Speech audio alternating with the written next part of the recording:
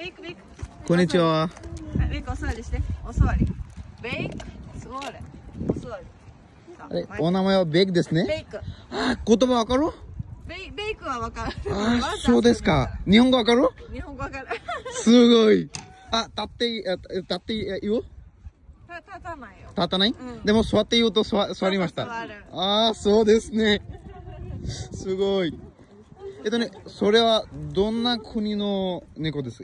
犬ですか？フランス？ああ、何歳ですか？ベコは？5歳です。ああ、すごいね。高い。あれ、フランスから買ったとか日本から買った？日本。あ、日本で買った？ベイク座れ。すごい。それはベコ。ベイク。あれは？ロース。あ、もうそこ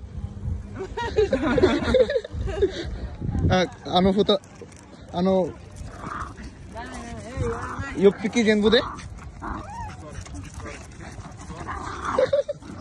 আচ্ছা এই কুকুরটা ওদের দেখে হচ্ছে আক্রমণ করতেছে বাচ্চা দুটা মানে হচ্ছে ছোট মরিচের ঝাল বেশি সেরকম ব্যাপারটা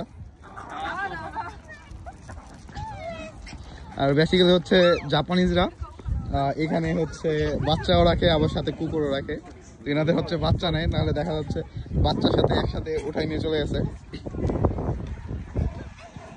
এরা সাকুরা দেখার জন্য আসছে